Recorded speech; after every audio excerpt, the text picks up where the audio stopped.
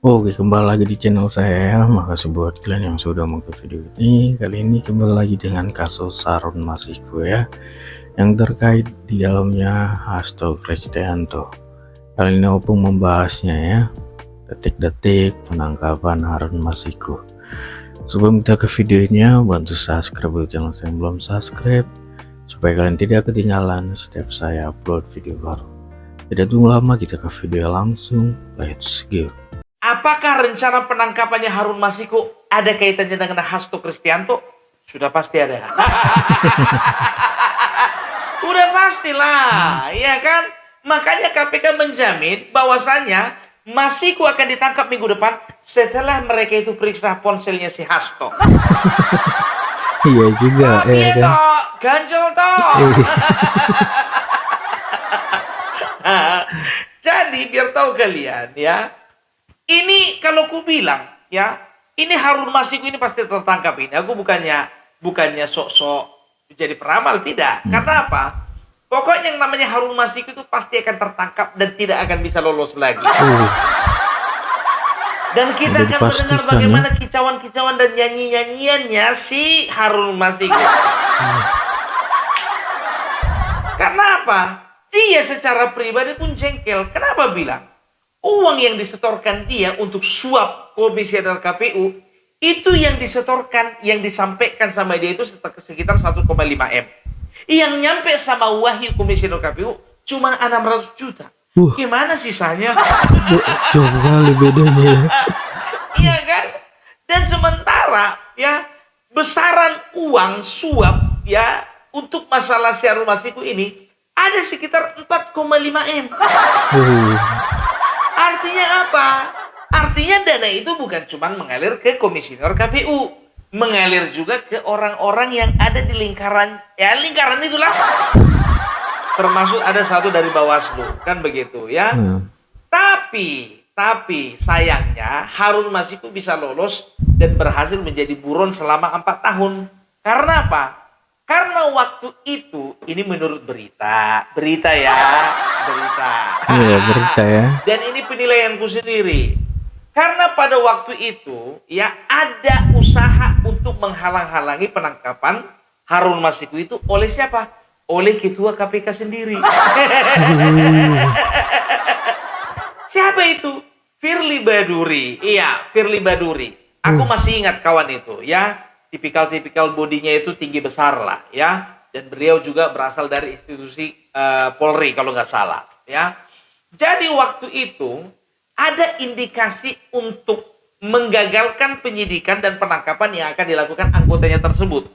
Kan begitu, lucu kan? Seorang ketua, kepala dari sebuah institusi terhormat berusaha untuk menggagalkan pekerjaan dari anggota-anggotanya. Karena apa?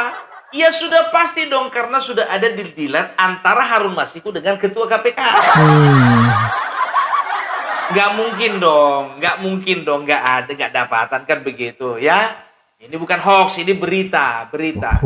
Jadi, bukan hoax ya. ketika masalahnya si Harun Masiku ini hampir mencuat ke permukaan, ya, dibuatlah sebuah tes, ya, apa itu? TWK, tes wawasan kebangsaan. Di mana tes ini diperuntukkan bagi seluruh pegawai yang ada di lingkaran KPK karena dicurigai ada indikasi bahwa KPK terpapar dengan radikalisme. Jadi dibikinlah tes wawasan kebangsaan untuk menyaring mana anggota KPK yang masih betul-betul Indonesia asli dan mana anggota KPK yang terpapar dengan radikalisme. Padahal sebagian besar orang tahu ini akalan-akalan saja.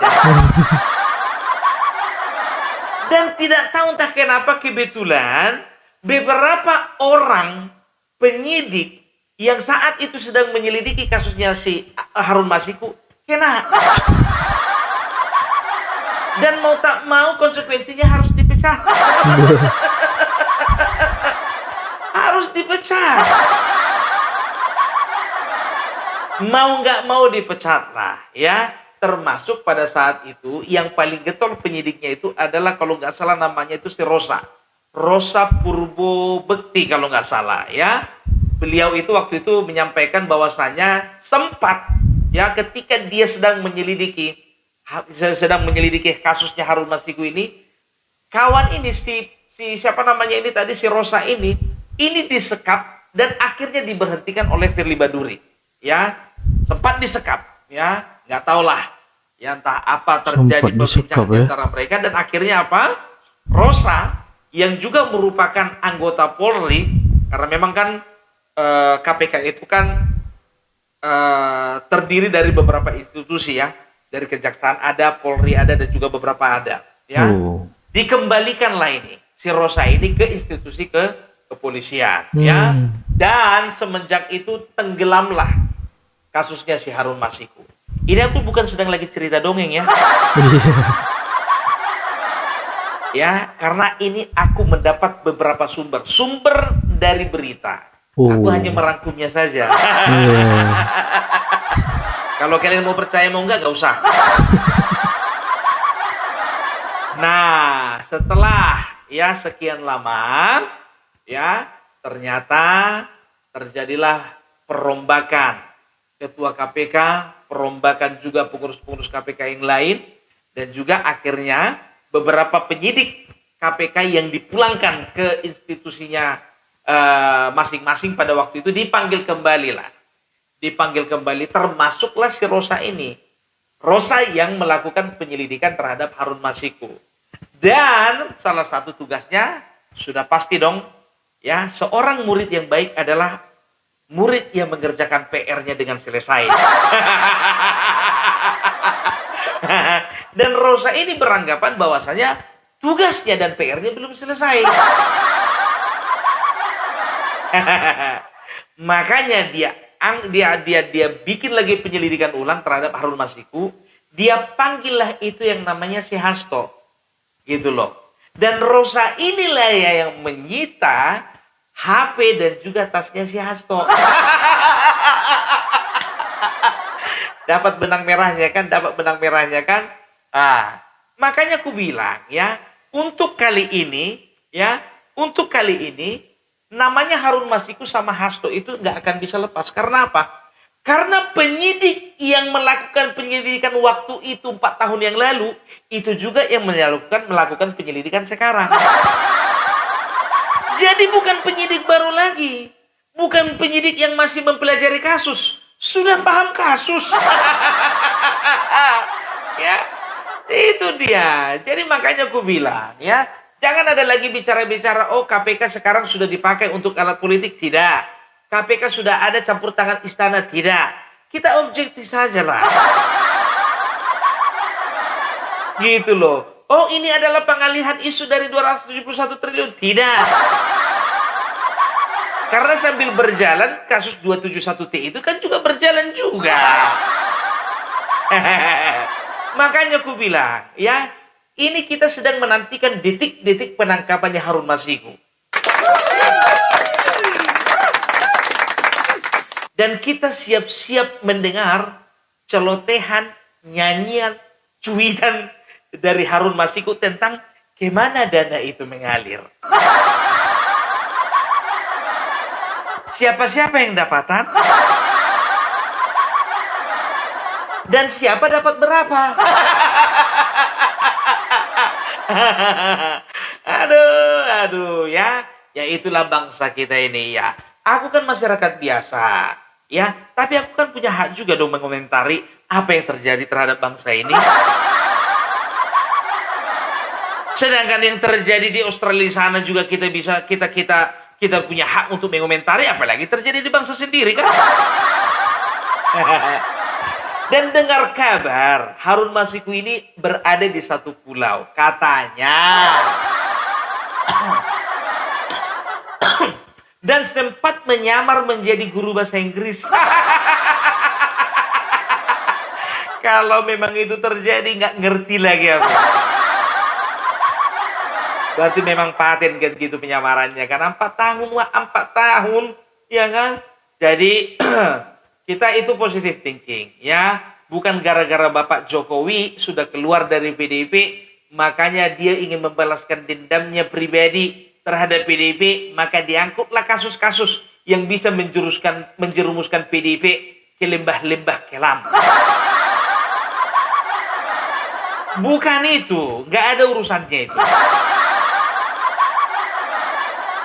Ya, nggak ada urusannya. Karena apa? Karena KPK bagaimanapun juga harus menyelesaikan PR-nya. Dan masih banyak PR-PR yang lain. Dan bisa jadi ketika PR itu sudah selesai, ada tugas baru. Ada tugas baru, kita lihat aja nanti, ya kan? Jadi, ya, ini pendapatku ini bukan pendapat personal ya, tapi ini memang beberapa sumber. Makanya kalian, kalau nonton Opung Parbelak itu, jangan kalian itu otaknya kotor. Isi kepalamunya aja itu yang apa, yang memang nggak apa, karena memang kau udah sentimen kau sama PDIP, nggak ada urusan. Kalau memang misalnya Harun Masiku itu asalnya dari Partai Demokrat, gua angkat juga itu.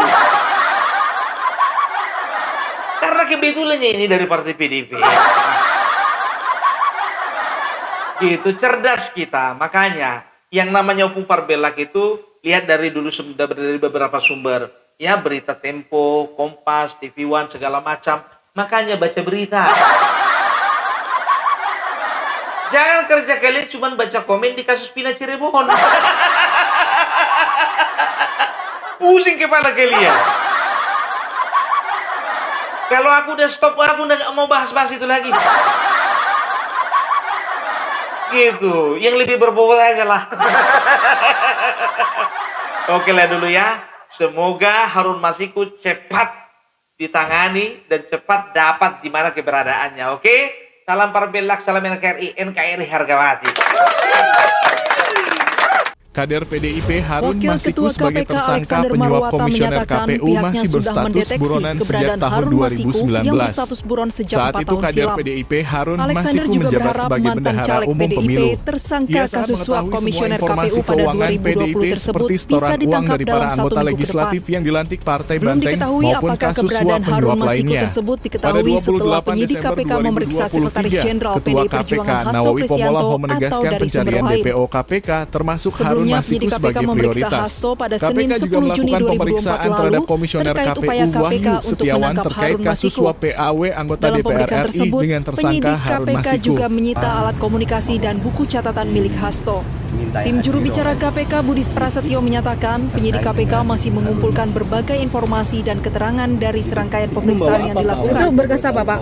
Harun Masiku merupakan tersangka kasus dugaan suap terhadap mantan komisioner Komisi Pemilihan Umum Wahyu Setiawan. Harun diduga menyuap Wahyu untuk Tidak memuluskan menutup jalannya kemungkinan menjadi anggota berkembangnya DPR tersangka baru, melalui mekanisme termasuk Hasto pergantian antar Kristianto. waktu. KPK menetapkan 4 tersangka dalam kasus ini, yaitu Harun Masiku, Wahyu Setiawan, kader PDIP Syaiful Bahri, dan mantan anggota Bawaslu Agustiani Tio Fridelina. Wahyu, Syaiful, dan Agustiani telah divonis dan dinyatakan bersalah, sedangkan Harun Masiku berstatus buronan setelah lolos dari operasi tangkap tangan pada Januari 2020 lalu. Oke itu ya. Wah, dapat informasi baru kita dari Opung tentang terkait kasus Harun Masiku ya. Oh, jadi seperti itu ya, kayak ada ditutup-tutupi juga ya. Makanya begitu lama selesainya kasus ini, 4 tahun buron ya. Wah, gitu dia ya.